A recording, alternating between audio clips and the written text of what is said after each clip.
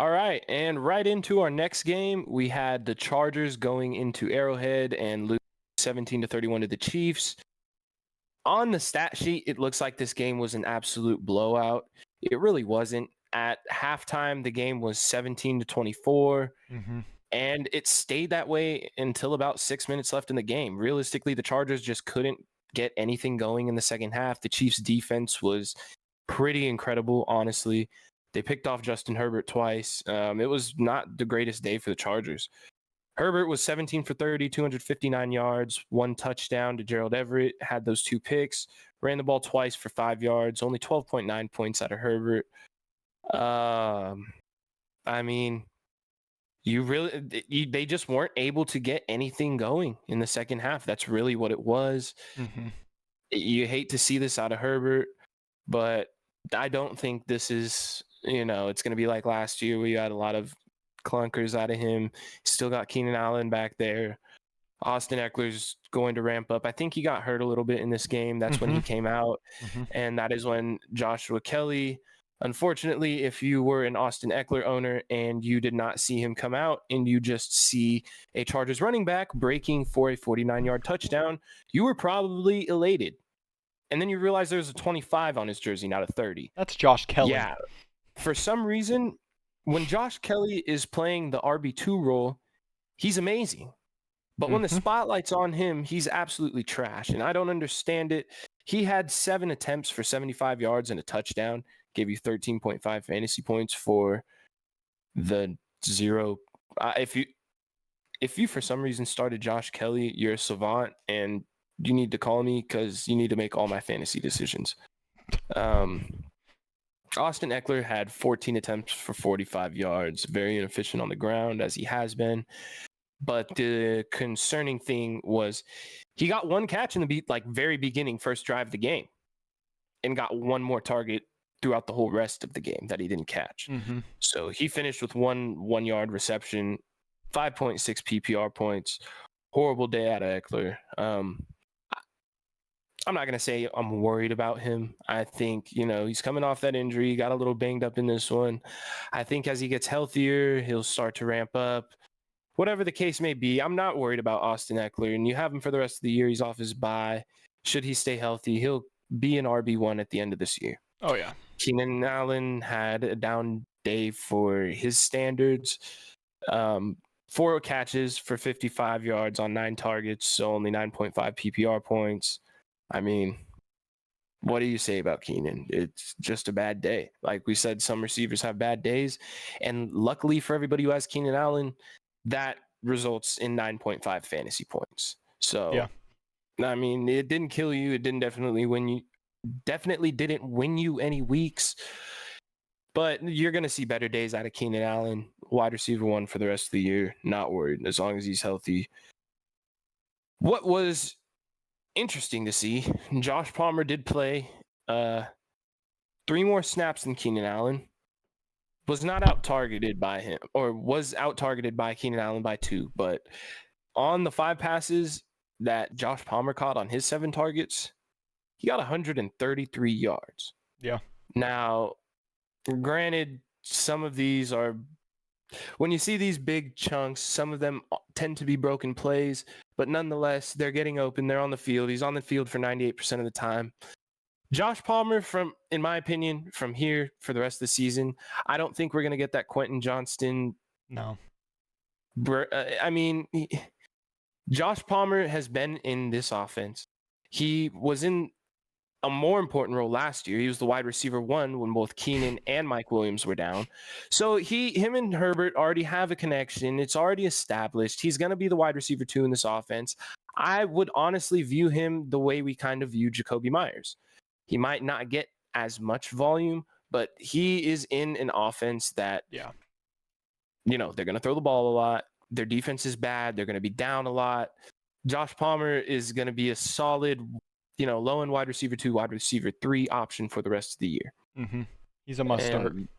Yeah, absolutely. He's on the field 98% of the time for the Chargers offense, which they're going to have better weeks than this. The Chiefs defense is very good, and it's going to get better for the Chargers. They have the Bears next week, so expect a big week for all the Chargers. So to say, we thought that with the Raiders. Quentin Johnston. Why? Because I mean, that's just saying that we really don't know what's going to happen on a week two. That's all I'm saying. No, I know. Not to rub salt in the wound, but even, we said absolutely don't start a Ravens running back this week. Gus Edwards killed it. We genuinely don't know at this point. The one thing we can say is if you have your stars, no matter who they're playing against, you start them because you don't know, they could overcome their bad matchup. Colts against the Browns. After the Browns just did that to the Niners. We just don't. Yeah, no, it's fair. You don't know. It's fair. And that's the only thing about it. It's like you never know when a defense is going to decide to show up, but you also don't know when a good defense like last night is going to decide to not show up and give Jordan Addison a wide receiver 1 week. Yeah. But that's on another note. Back to the rookie wide receiver on the Chargers, Quentin Johnston. Another disappointing week. He's only out there 54% of the snaps, caught 1 pass on his 2 targets for 20 yards. I mean, I don't know if you're dropping him, but I feel like there might be better. Yeah, there might be better options out there. I mean, I'd honestly prefer to roster a guy like Kendrick Bourne over Quentin Johnston. And that's the point that we've reached. Granted, he might end up having that breakout. That is the only reason why I'd say I'm not quite there with dropping him yet, because he is a rookie. He's on a good offense. The possibility is still there. We're just not seeing anything yet. As you know, guys like JSN, he's starting to improve. Zay Flowers, we've seen it from the beginning. Jordan Addison, he's not showing us anything. So maybe just leave that for another guy, but I don't hate keeping him rostered. Yeah. On to Gerald Everett, a guy I said, I did like the start this week because it was a game projected at 48.5 points. There's a chance he'd get in the end zone, and he got in the end zone. So the 3 catches on 4 targets. He's only out there for 48% of the snaps, but we know that he has been a red zone target for the Chargers for a couple years now. In games like this, where it has a high point total projection, I do like starting Gerald Everett. He's not an every week guy for me. Just more one of those flyers. If you need a tight end and he's available, it's, one of these games where they're projected to score a bunch of points. Then I like Gerald Everett. But yeah, that's about all I got for this one. If you have anything to add. Yeah, just one thing about Quentin Johnston. They also still have Jalen Guyton, who tore his ACL week 3 of last season. He is getting closer to being ready. Staley said he was not ready yet, but this is a guy that's been in the Chargers offense. So when we talk about just another guy that could kind of muddle that a little bit more, I don't think he spells Josh Palmer or Keenan Allen. But Jalen Guyton in his 2 seasons when he was healthy with the Chargers got 55 targets and 48. I'm only mentioning him because for fantasy-wise, he could be another guy that takes some snaps and possibly some looks away that we hope would go to Quentin Johnston. Yeah, that's a good point to add. I mean, yeah, it's just hard with Q right now. You drafted him really round 1, and you're not giving him the ball. You're not even giving him opportunity. I don't get it. Yeah, I mean, the last 2 weeks he's been outsnapped. Last week, Josh Palmer 71 snaps, Quentin Johnston 35. This week, Josh Palmer 62, Quentin Johnston 34. So it's just unbelievable. We see the direction this is heading, and I think I don't see it changing. But yeah, that's all for this one, guys. We will be back with the last afternoon. What about the Chiefs? Oh, the Chiefs. Let's get into the Chiefs. Yeah, I dislike them that much that I almost forgot to talk about them. But no, yeah, the Chiefs. You saw the best week out of Patrick Mahomes so far. I mean, it was very simple. I said this was a week Travis Kelce should. I made the mistake of saying 10 touchdowns. I meant to say 10 catches. He got 12 catches. He had a monster week. Travis Kelce, 12 for 13, 179 yards, a touchdown, gave you 35.9 PPR points. One more point than his counterpart, Patrick Mahomes, 32 for 42, 424 yards, 4 touchdowns, 1 pick, 4 attempts for 29 yards, 34.9 points. If you had the Kelsey and Mahomes stack this week, You probably won. I don't know how you lost. Yeah.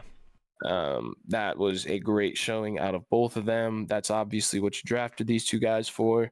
Another solid week out of Isaiah Pacheco. He only played 53% of the snaps, but obviously he is the main running back.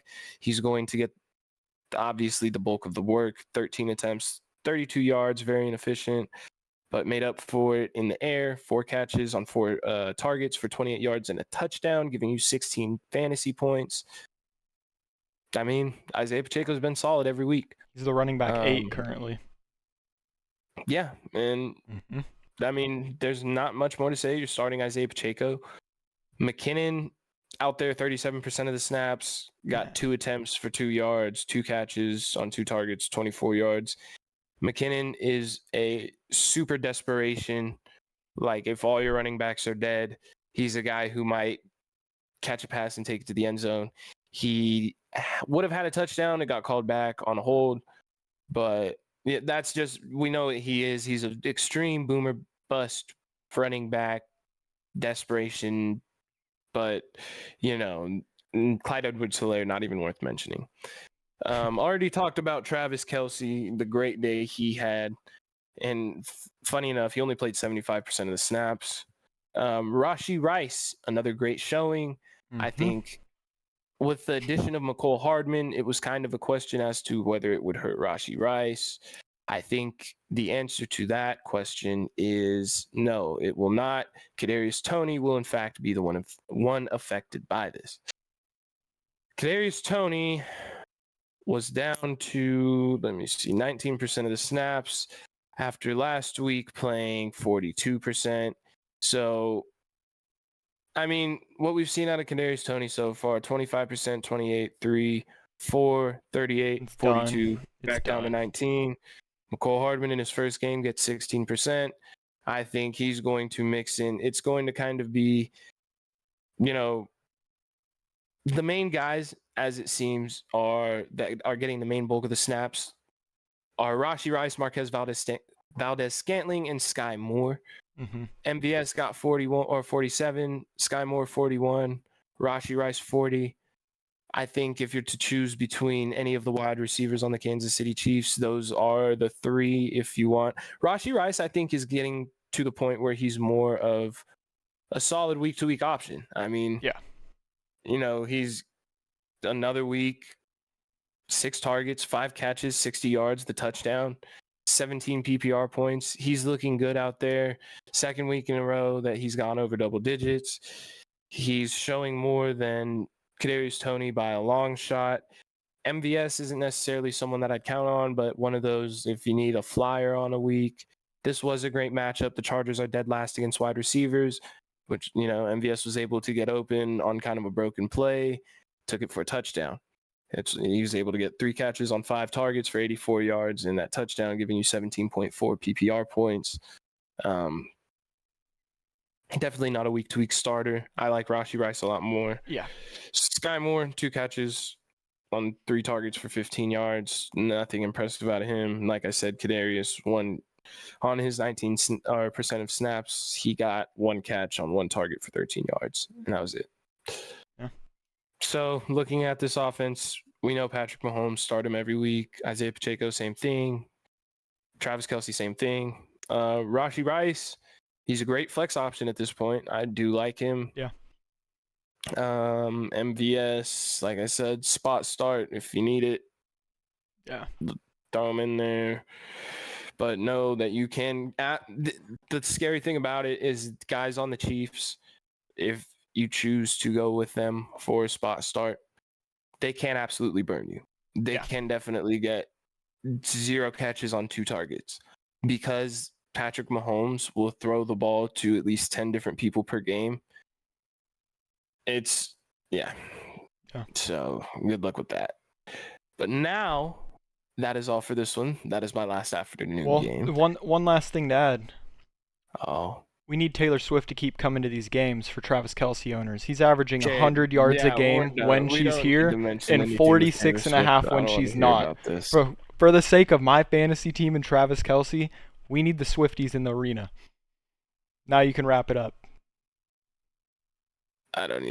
I'm disgusted. You do it. That's going to do it for this episode. Any comments, questions, advice you may need, feel free to drop it in the comments. We will be back with one more afternoon game than the Sunday night and the Monday night and the waiver wire. Until next time, take more reps with the first team.